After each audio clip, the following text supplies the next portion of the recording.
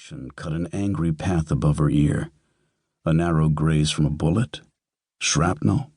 A fall? He checked her eyes. The pupils were dilated, a sure sign of concussion, maybe something worse.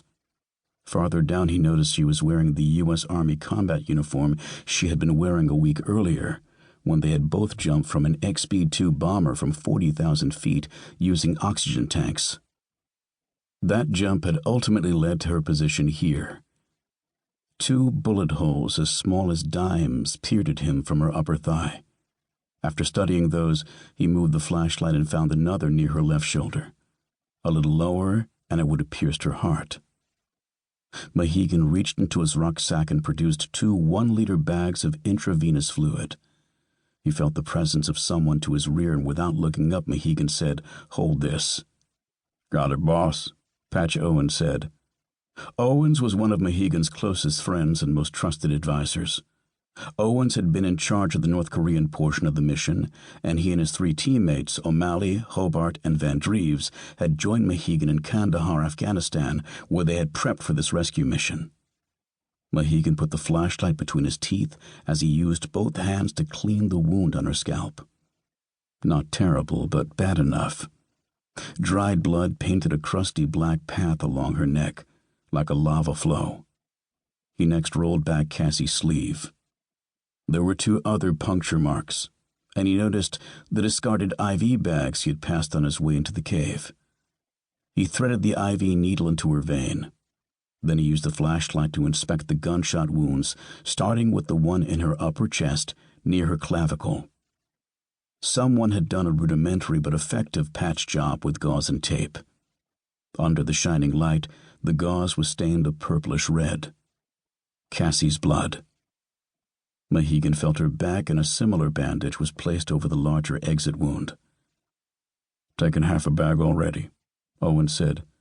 "Get the second one ready," Mohegan said.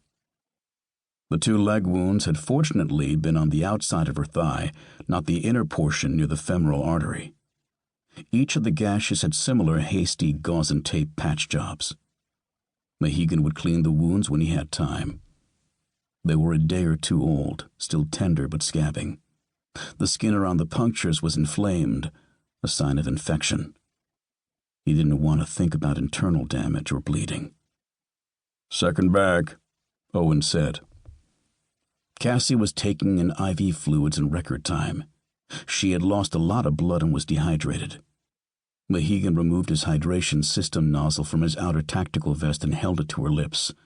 Her eyes were open halfway, and she was on the verge of death. Mohegan had seen this look many times on dying soldiers. Often, they got better briefly, just to die with some dignity or awareness, or to say goodbye. His throat tightened at the thought. Was this Cassie's goodbye?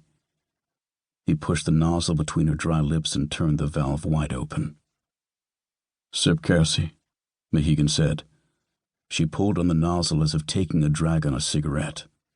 She swallowed the water and coughed. "Take it slow," he said. "Enemy firing on our position," O'Malley said from the cave mouth. "Status of exfil?" Mohegan asked. 30 minutes out. 2 Chinooks, 4 Apaches, and 2 B-2 bombers overhead." "Lays the target for the B-2s," Mohegan said. "They should be on station now." Then to Cassie, "We have to move you now." She nodded, took another pull on the water nozzle, coughed again, and spit out the nozzle. "Don't move, Cassie," Owen said. "I've got a needle in your arm." "Almost 2 bags," Mohegan said. "I think we can move her." "I feel better," Cassie said. Mohegan nodded. "Roger that." A few seconds later, thunder erupted outside the cave mouth. "Round up the Mossad. We're bringing everyone back. Dead, wounded, alive, it doesn't matter." Mohegan and Owens gently lifted Cassie and moved her to the mouth of the cave. The Mossad had already organized and stacked the dead bodies of their team and those of the Jordanian Special Forces. Hobart and Van Dreves snapped open a collapsible litter, upon which Mohegan and Owen laid and secured Cassie with 2-inch nylon-webbed straps like seatbelts. Bullets sprayed wildly outside the cave, some within yards, others not.